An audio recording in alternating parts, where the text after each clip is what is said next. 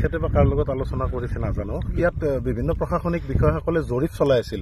তাৰ কাৰণে আমি মানে কোনেও একো গম নাপায় ইয়াত কি বস্তু হ'ব মানে গোপনে জৰীপ চলাই আছে গোপনে জৰীপ চলাই আছে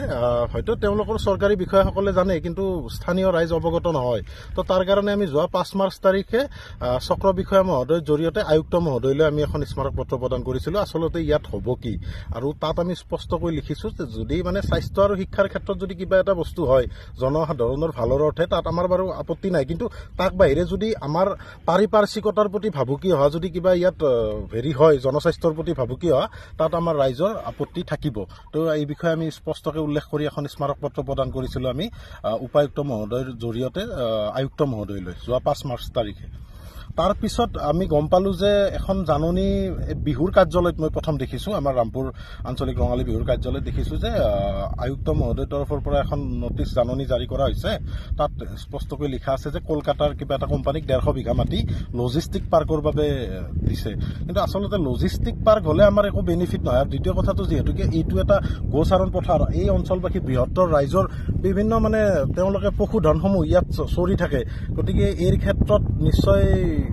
মানে আমাৰ আপত্তি আছে বা ধৰক পাৰিপাৰ্শ্বিকতাৰ প্ৰতিও ভাবুকি আহিব কাৰণ এই দৰাবিলখনে আমাৰ গোটেই অঞ্চলটোলৈ আপোনাৰ যি ধৰণৰ বিশুদ্ধ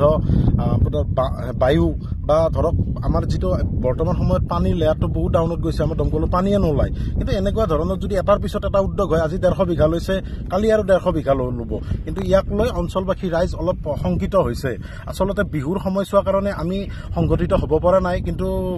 এইটো সপ্তাহৰ ভিতৰতে আমি এখন সভা অনুষ্ঠিত কৰিম বুলি আমি মানে এটা আলোচনা চলিছে গতিকে যদি আমি সভাখন অনুষ্ঠিত কৰোঁ আমি বিধায়ক মহোদয়ৰ লগতে আমাৰ যিসমূহ ৰাজনৈতিক ব্যক্তি আছে তেওঁলোকক ইয়ালৈ নিমন্ত্ৰণ জনাম আৰু তেওঁলোকৰ পৰা আমি জানিব বিচাৰিম আচলতে কি হ'ব ইয়াৰ পৰা আৰু যদি ধৰক কিবা বেয়া হয় কিন্তু তাৰ উত্তৰ কিন্তু আমাৰ জনপ্ৰতিনিধিসকলে দিব লাগিব ৰাইজক আপোনালোকৰ মাজত এনেকুৱা সংশয় আছে নে যে পৰৱৰ্তী সময়ত 150 বিঘা যদি আৰম্ভণি হয় তাৰপিছত গোটেইখন লাহে লাহে লাহে গোচৰণীয়া পথাৰ বিভিন্ন উদ্যোগক বা উদ্যোগপতিক দিব বুলি আপোনালোকে সংশয় দিব আচলতে চাওক একেলগে ইমান মাটি থাকে দক্ষিণ কামৰূপৰ কতো নাই চৰকাৰী মাটি আৰু যিহেতুকে এইখন এখন গৌচৰণীয়া বা গৌ ৰিজাৰ্ভ হিচাপে সংৰক্ষণ হৈ আছে ইমান বছৰে আচলতে আমাৰ এই বৃহত্তৰ ৰাইজ আপুনি ৰাজাপুখুৰী হওক বা ৰামপুৰ হওক নহিৰা হওক আপোনাৰ কুলডুং হওক জেজাৰবৰী হওক বা জিয়াকুৰ হওক এই ৰাইজৰ এই মানুহবিলাকে আজি 700 বছৰীয়া এই ঐতিহ্য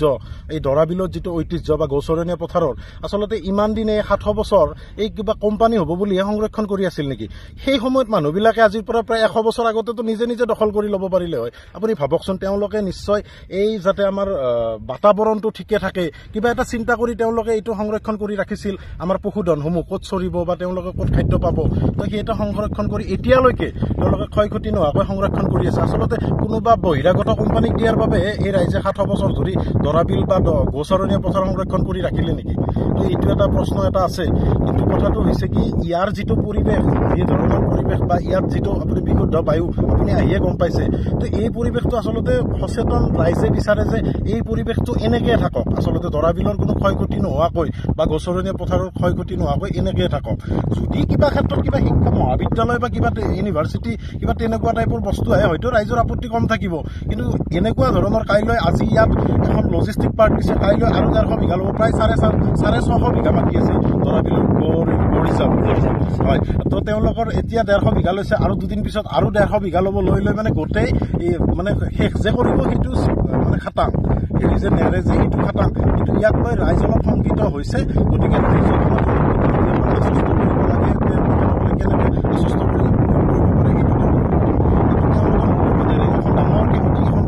ইয়াৰ ফলত আমাৰ লাভ কি হ'ব আমাৰ লোকচান কি হ'ব এই বিষয়ে এটা পুংখানুপুংখ এটা আলোচনা কৰাৰ এটা প্ৰয়োজন